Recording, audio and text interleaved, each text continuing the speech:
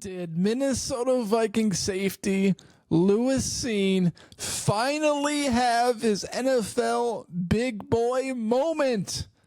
Today in preseason game number 2, we were all looking for storylines. No Sam Darnold, no J.J. McCarthy, no Justin Jefferson. Most of the Minnesota Vikings starters did not play in that ball game. What are we going to talk about? What are we going to watch? What are we going to get excited about? And out of nowhere, Mr. Lewis Cine decides to come to the party 3 years after he was drafted by the Minnesota Vikings. What a journey it's been for Lewis Cine. He has a broken leg his rookie year, and he wasn't participating much. He was on the special teams. And then he takes that long recovery. The next offseason, everyone's talking about how Lewis Cine looks like Lewis Cine again. He's got that speed again. Who would have thought that he ever even broke his leg in the first place, because he just looks so spectacular. And then he doesn't play his second year. And now everyone's wondering, is Lewis Cine even going to make the team? Everyone that's an insider is talking about Lewis Cine, and he's on the outside looking in. He can't even see the field. He's not even on the practice squad. He's barely, seeing any reps. Brian Flores doesn't like him. Kevin O'Connell doesn't like him. He's immensely talented, but Kwesi Adofo-Mensah made a mistake trading back in the mid-first round all the way to the end of the first round, when he could have drafted that Hamilton fella out of Notre Dame, who is becoming a superstar player for the Baltimore Ravens. Instead, the Minnesota Vikings draft a safety from Georgia, who was a top school at the time. I think they won the national championship under Cine. And he was like the defensive captain on their team. So, it seems like it would make sense, but he just has not panned out at all in the NFL. Let's talk about Cine's day, shall we? Okay. Lewis Cine has 11 total tackles, which led the team.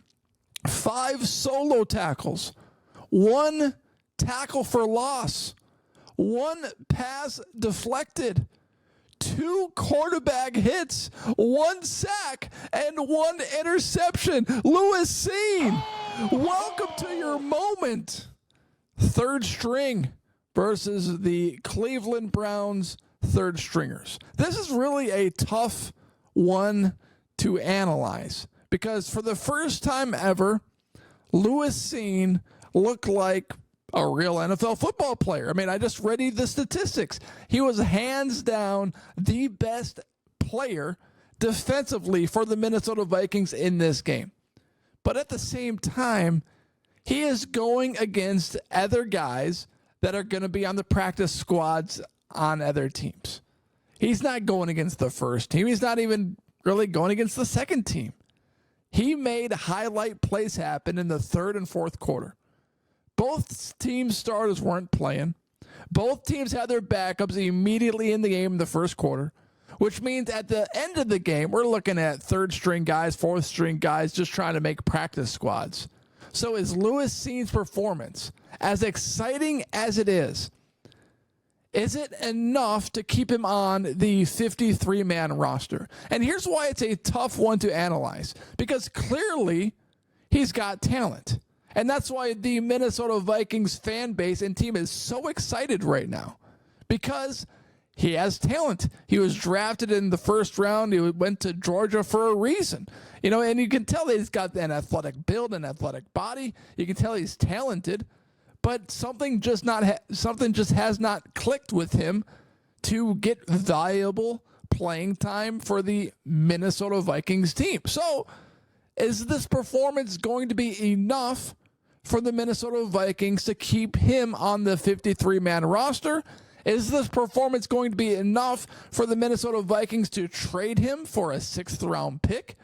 Or is this performance going to not matter and he's going to get cut and signed somewhere else at the beginning of the season? You know, it's tricky also because Harrison Smith is near the end of his career. He's probably got 1 year left for the Minnesota Vikings, and then he's going to retire. Do you keep Lewis Cine on for 1 more year, hope it clicks?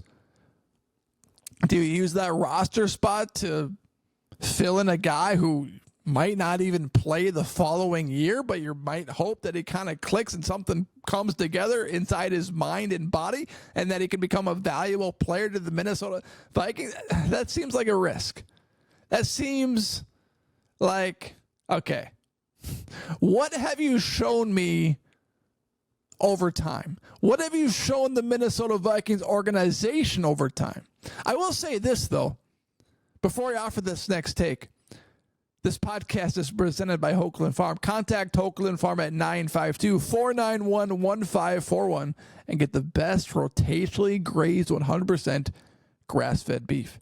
This beef is sold in quarters and halves and has custom sample packs so you can try before you buy. Ground beef, sirloin steaks, T-bone steaks, chuck roasts, and more. Hoagland Farm. 20% off by mentioning the Minnesota Tim podcast off your first order. 952-491-1541. I will say this.